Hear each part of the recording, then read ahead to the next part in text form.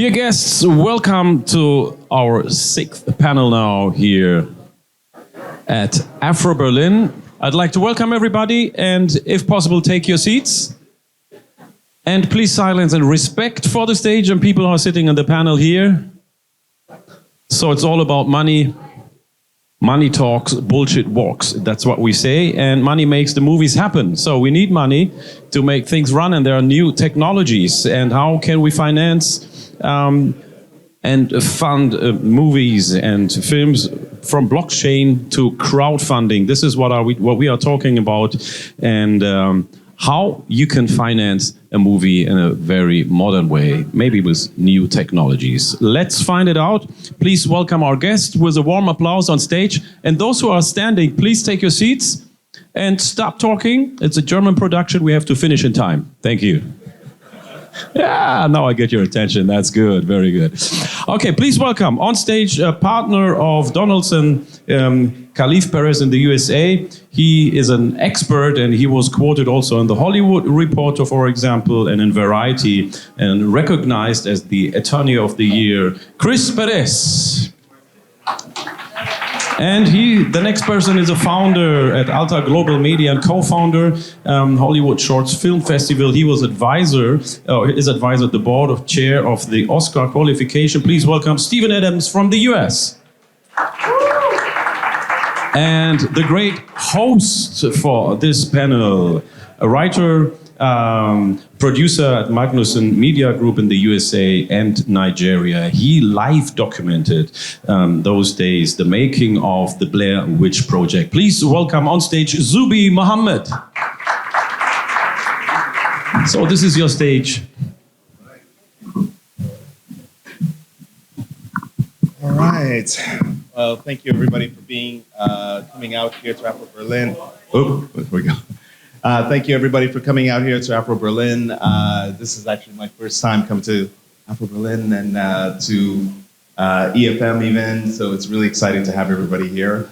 And anybody who's in the back, and we love it if people kind of come forward and all that kind of stuff, so if you can, that'd be great. All right.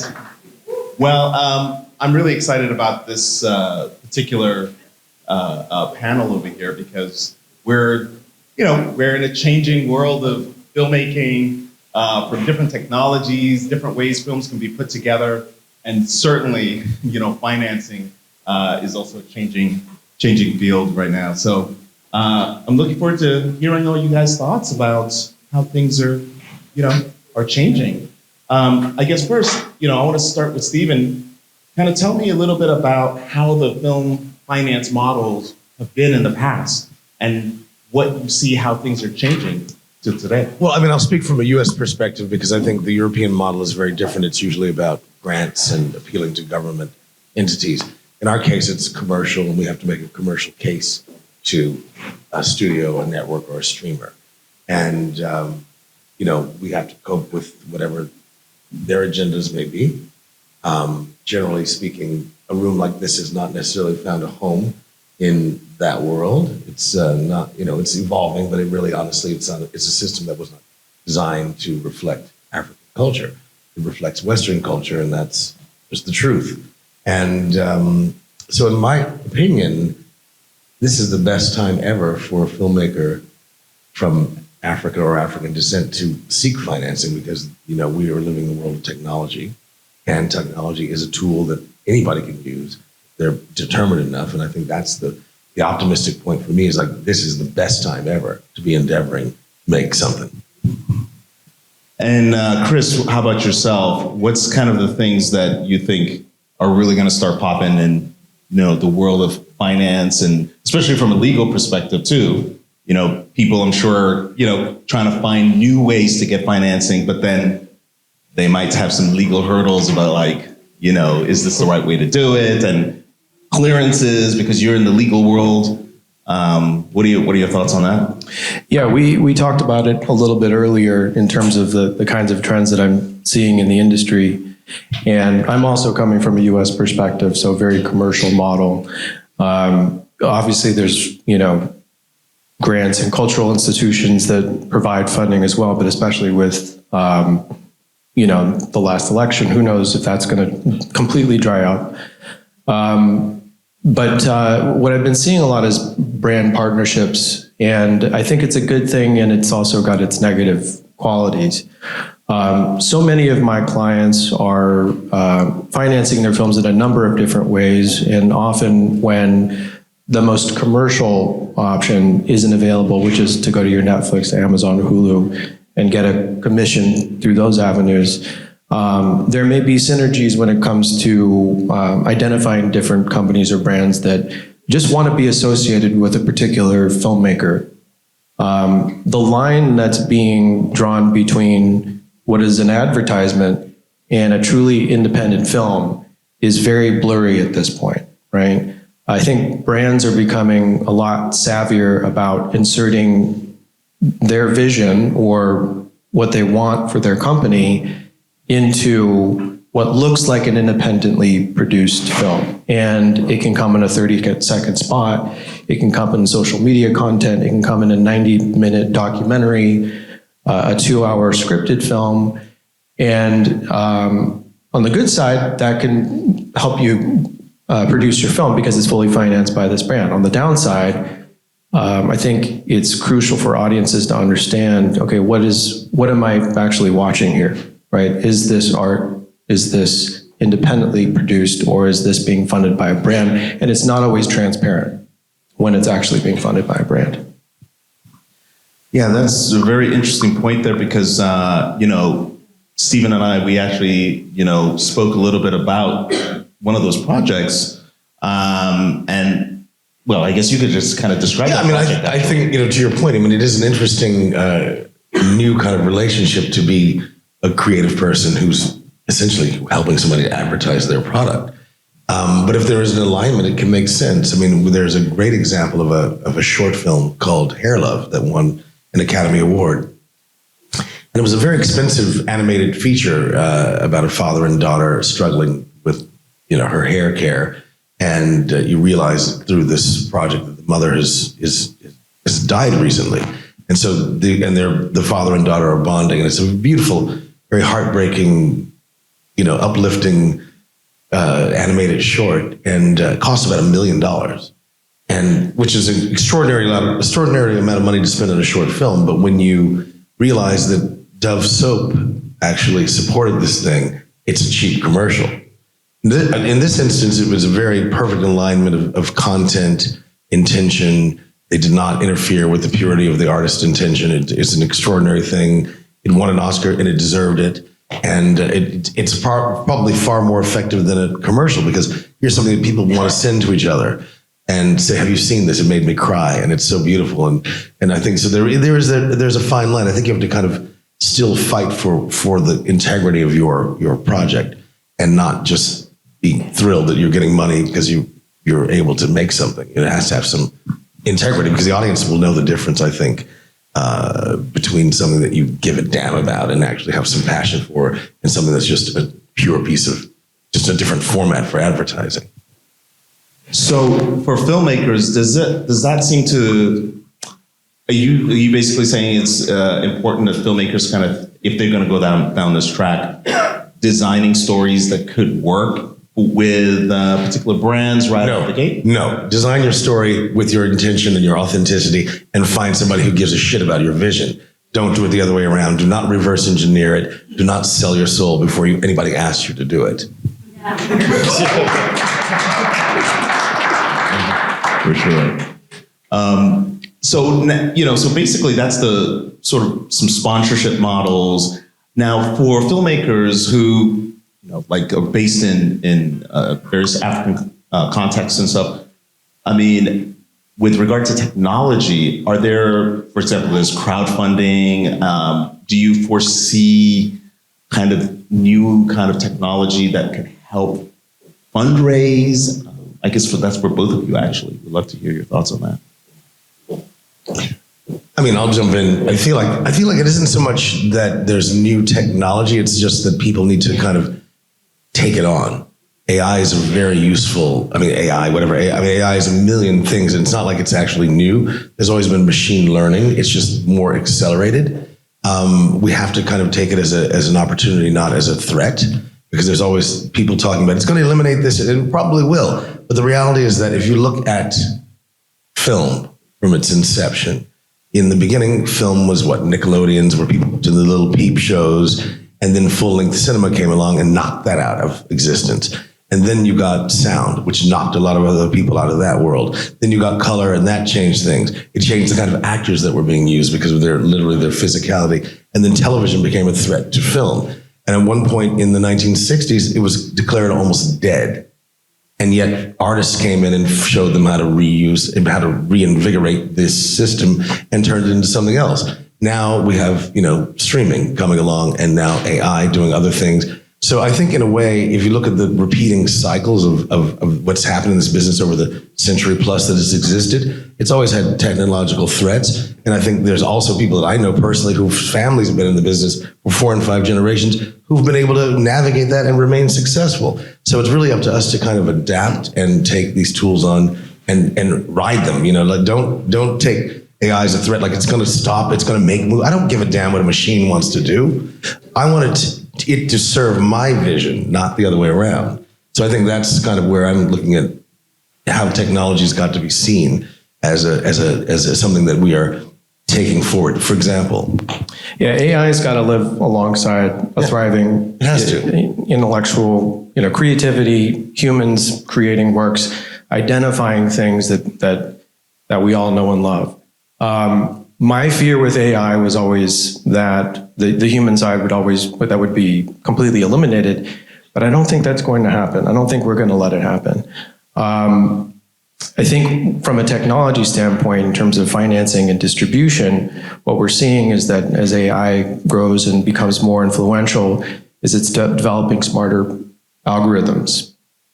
That's what we believe it is, right? Because it's honing in on particular audiences, right? So from a financing perspective, if you're out there crowdfunding and a crowdfunding group has a specific AI learning model that helps you identify, okay, well, this person has supported this project and this project, you're the next project in line. That person is going to be much more supportive of this project versus this one. We're not going to put it in front of them, right?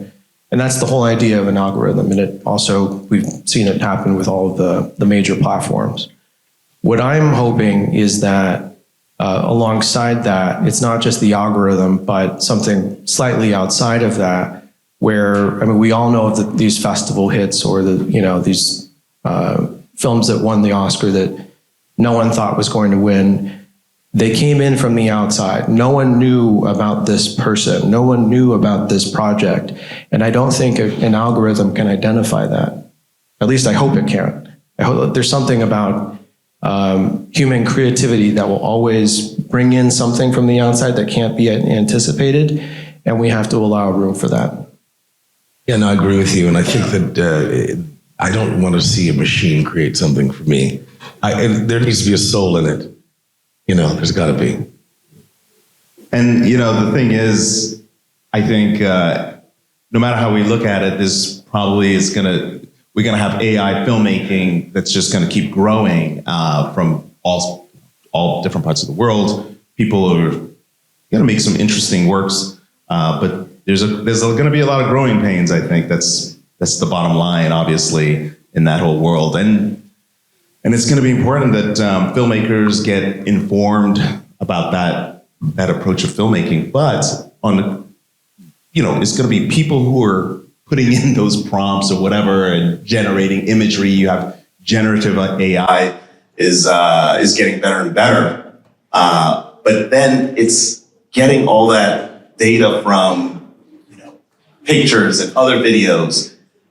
We talked a little bit before about the legalities that, certain companies write chain of title, what happens, you make some sort of a project, because I assume, there's going to be filmmakers who just didn't have access to be able to make certain kinds of projects. Now you can just prompt it and make it. So filmmakers in, from the diaspora to filmmakers in Africa who just for the longest time couldn't make an epic, and now they can just type it in.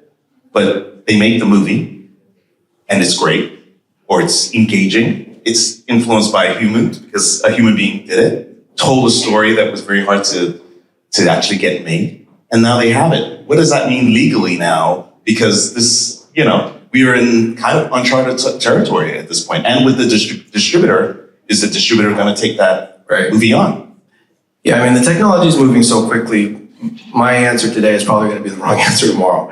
But what's going on with AI and copyright is if you put a prompt into one of these learning models and a film is produced, right? If that's the only human input, then that is not protected by copyright. And therefore, for purposes of chain of title, you have a film that is not protected by copyright and anyone can infringe it. At least that's the US model. And I think that will be the model throughout the world for the most part. Now, most films today are not completely comprised of AI. They have some little bit of AI. Maybe they frank them by some dialogue. Maybe they fix someone's face so that they look 20 years younger. In most cases, you will have certain elements of the film that are not protected by copyright, but for the most part, the rest of the film is. So you don't really have a chain of title issue. But the bigger question, which most governments have not answered yet in terms of, the courts are constantly trying to catch up to this emerging technology, and they never will. But the biggest question is whether a copyright infringement occurs when a learning model grabs all of this material from the ether, puts it into the learning model in order to create something new. Is it an infringement of these millions of things going into the model, even if the model is not a visual or audio reflection of what we see going into it? If that's not a fair use, and if it is an infringement, then that's going to slow down the technology from a legal standpoint, because anybody whose photographs go into that system, regardless of what comes out, if they were part of the learning model, then that's an infringement. So in that case, what you'd see is companies like Adobe, who've created basically a licensed library of material, a smaller universe of material from which to pull, that they can turn into AI material. And in that case, if you're working with one of those companies, you know that Adobe backs you up because the material that they have is licensed for this kind of AI usage. And, Stephen, we also talked earlier a little bit about, if you have people who can now just make content to make films that, is fueled by human beings, where does financing come into play for them at that point? Like, what would they need financing for if now they can do this giant epic thing all on the computer? Where does financing? Well, we haven't yet to see it happen on that scale yet, but we'll see. I think right now where I'm seeing it being useful is this. I mean, you have programs now that can take a script and immediately budget, schedule, and storyboard in like 2 minutes. Now, it doesn't mean you can just run with those things. You kind of have to look at them, change them, modify them. They're not perfect, but they're kind of extraordinary that all that work can be done for you. You can even tell it the style of animation that you want for the storyboarding. And then within that, you can create your a sizzle reel that looks like what you want the film to look like. And that's incredible. That's an incredible sort of democratizing aspect. So that's great. I mean, again, to the point that's being made here by my colleague, I work with a gentleman who makes movie posters. His name is Kenny Gravelis, and he runs one of the top movie poster companies in Hollywood. And he can't use any AI-generated imagery at all. It can be possibly used for inspiration, but everything they do has to have a clear chain of title. They have to say, this person created that, this person created that, and we're licensing it from your company, and there's no question.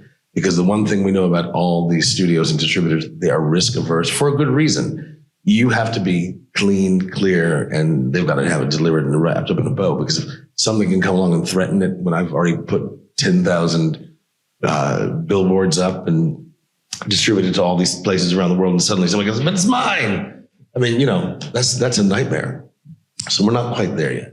But you make a great point about what AI can do for filmmakers, especially in the development stage.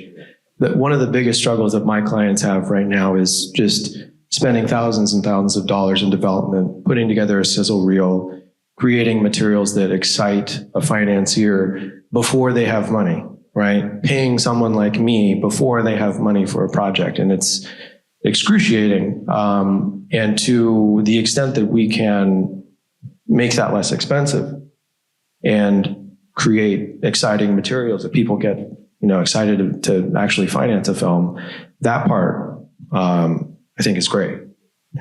We're going to get rid of a lot of line producers, I hate to say, or they're going to have to adjust what they do. But it's kind of great to be able to sit down and really okay, click here. I have all these things now, and can make a great case. Or and also the programs bring in the incentives depending on what territory you're talking about, and they'll show you how these work together. I mean, it's very sophisticated what can happen. So it can tell you, okay, you want to shoot here, but you might want to shoot there, and then you'll get this, and this is how much the overhead will be on that incentive. So maybe it's 40%, you get 33. So all these things that you need an expert to tell you can be, you can look at 8 different scenarios.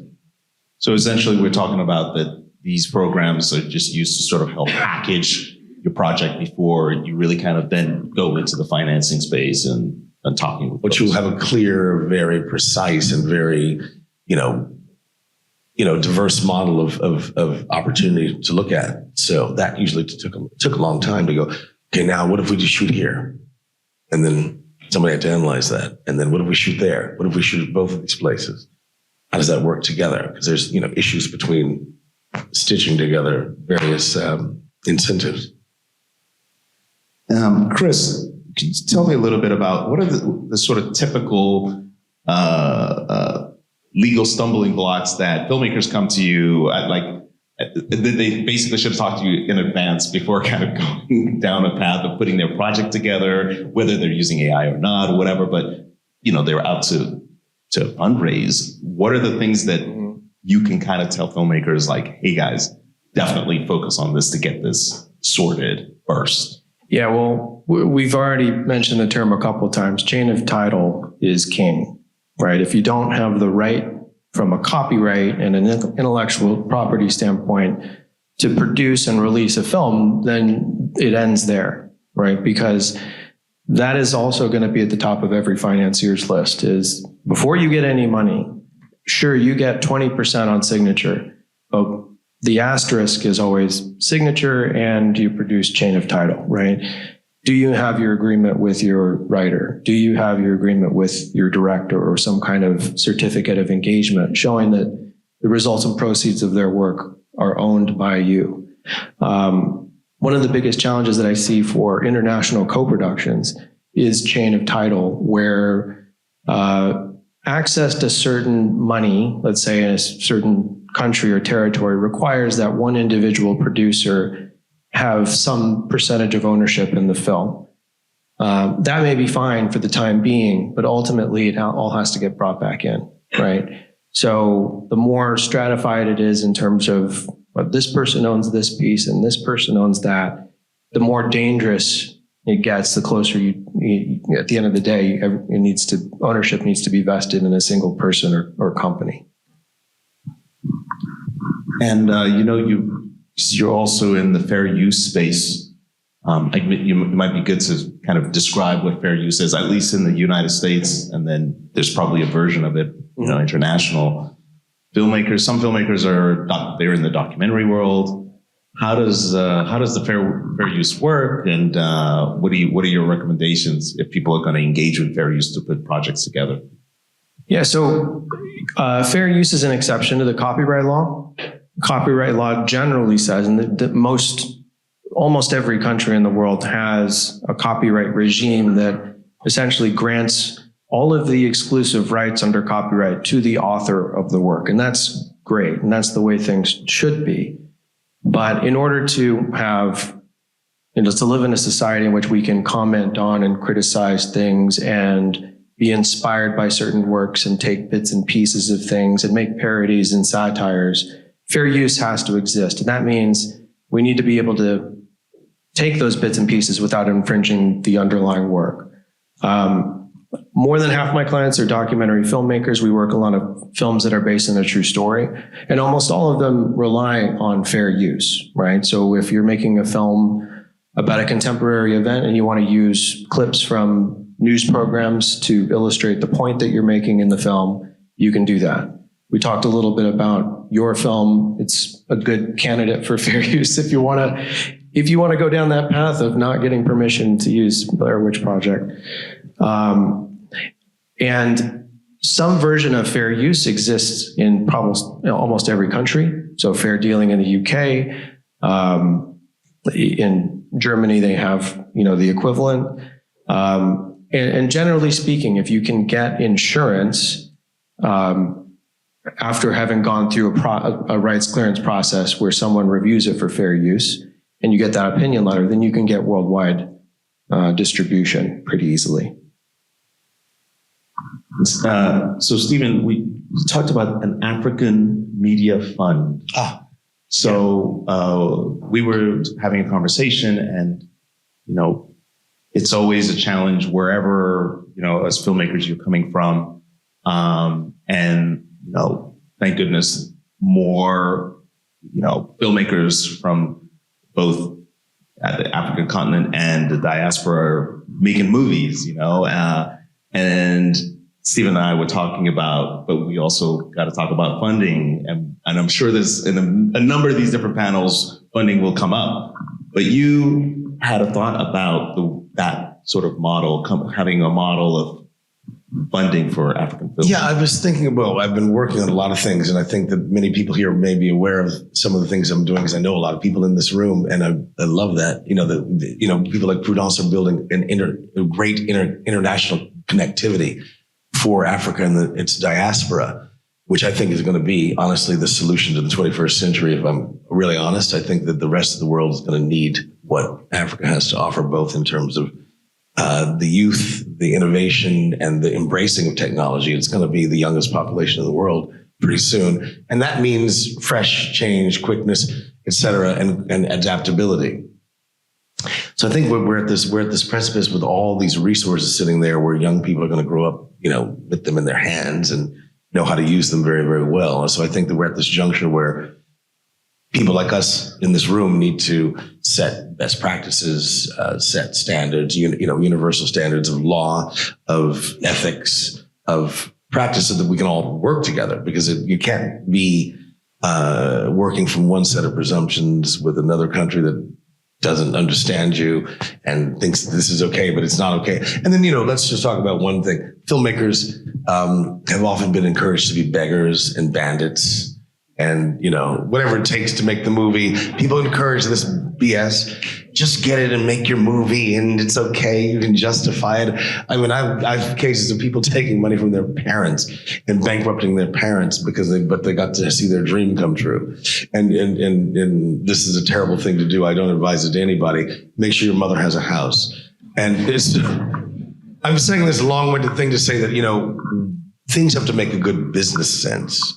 So it behooves everyone while they're pursuing a dream to learn how to do good business and learn the law and respect the law, because that ensures longevity. That means people can trust you. That means you can go to the same well over and over and over again, which is my long-winded way of getting to what I want to do, which is to build a media fund that is addressing the financial needs of people in this world that we're talking about. But they have to approach it with that mentality in order for it to be accessed.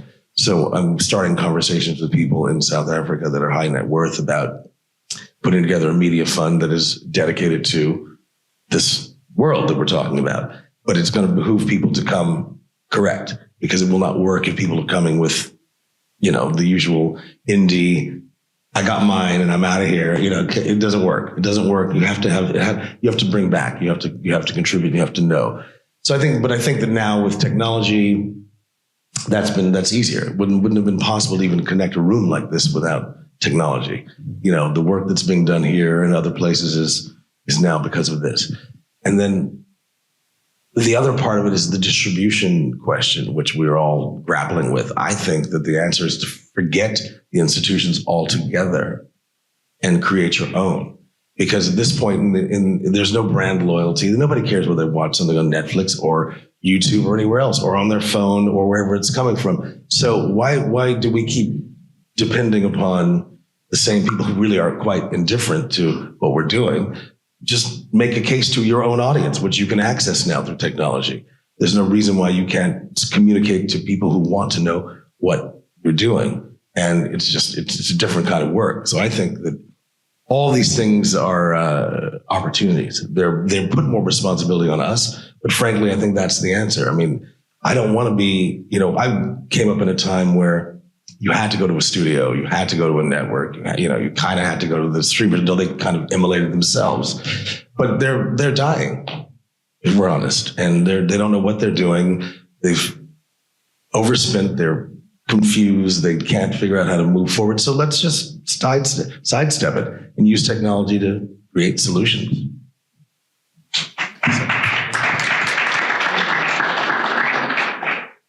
All right. So just in the interest of time here, I want to open it up for any questions that you folks might want to. Sure. Hi, my name is Sandra. You touched a bit about brands and sponsorship. How do you make a case for brands? Because I know MTN Nigeria, I used to work for MTN Nigeria for a while, and they were very big on investing in creative projects, whether it was theater, the arts, music, but there are still a lot of brands that aren't very familiar about the filmmaking world. How do you as a filmmaker, if you see a partnership with a brand or sponsor that could be mutually beneficial, how do you make a case for that brand or whoever else who may not be necessarily familiar with the filmmaking world and how that financing structure works? I think that's a great question. You look at the core values of the company, you can examine a company. I mean, first of all, what's your story about? Who's your prospective audience? What are you trying to say to the world? And, who will it matter to? Then you look at people who want the same audience. And you find the same alignment. Then you have to show them how you can bring, your cast brings this level of awareness. Your cast has these kinds of social media numbers. Your cast can bring this much visibility to your mutually shared objectives. So I think that's really the thing. And then, of course, AI can help you with that analysis. So you can say, hey, I'd like to approach this brand. I see these qualities. These are the qualities I have in the film. Help me make a case. And, don't send that letter that generates, but it can help you inspire yourself. The only thing that I would add on that point is that also that companies are comprised of people, right? And what I would say is there somebody at that company that you know and trust on an artistic level that you resonate with? I have a client who was working with a brand partner. The relationship was great for the first couple months. The person that they were working with primarily at that company left and everything turned. So to a certain extent, you're not going to be able to protect yourself because that person could always leave. But to have that person going in where you know and trust, where they understand your work, they don't necessarily have to be in film and television. And in fact, they're not because they're at a corporation. But that relationship for me is so important. And there usually are brand partnership executives who are specifically aligned with creating some kind of, relationship to the outside world. I think I was the next one. I'm Paul. Hello. Thanks for the great panel. I have a follow-up question on the topic of crowdfunding because it was mentioned before. And this financing tool has been around in Germany for the last 15 years, but it somehow never really took off, even though we tried hard on it. I believe it's also because of the big existence of soft money and how producers are just used to getting these funds. The question is, how do you think the potential is for community funding of films, not just big budget, but also low and medium budget in the sub-Saharan African region? Because they're used to mobile payments, they are used to micropayment, as M-Pesa and all this. What would you say? Are there potential? Is there opportunities? I think yes, absolutely. I think, again, it comes down to what is the story you're trying to tell and who is it going to resonate with, and you've got to find an audience. And I also think that phone companies are an interesting opportunity for distribution because they are everywhere. Everybody's got a phone in their pocket. So yeah, I definitely think that there could be in sub-Saharan Africa.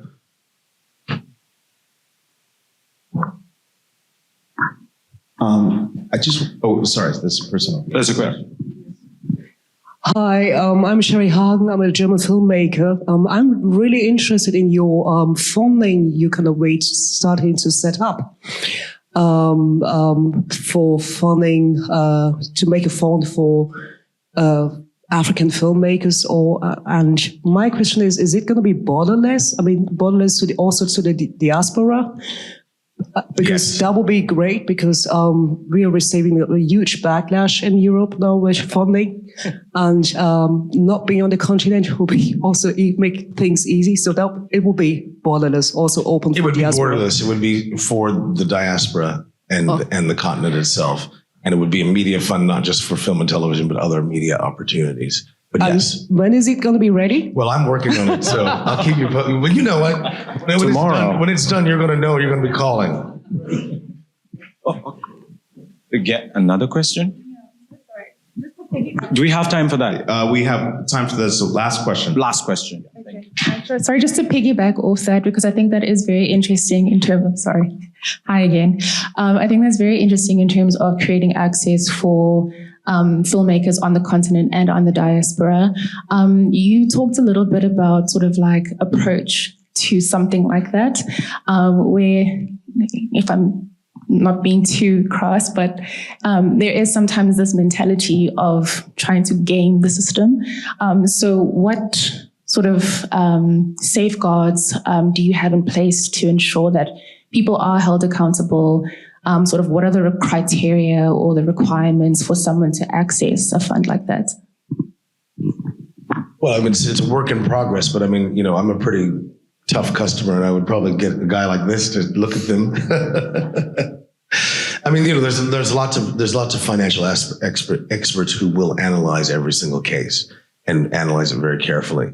And the people who are potentially contributing to the fund are pretty sophisticated people. So there's not going to be any gaming. You're going to have to make a very strong business case to access fund, which you have to do anyway. Even if you're doing it on your own, even if you're crowdfunding, you have to make a very strong business case. There is no gaming, really. It's a delusion. You've got to do the work. All right. Well, ladies and gentlemen, thank you so much for spending the time with us here on this panel. We got here Stephen and Chris. You guys have been so informative to us, and I myself have lots and lots of questions. I'm sure other filmmakers, and so I'm sure everybody's going to come and chat with you guys. But audience, thank you so much for your time and for hanging out with us. Thanks, Zubi.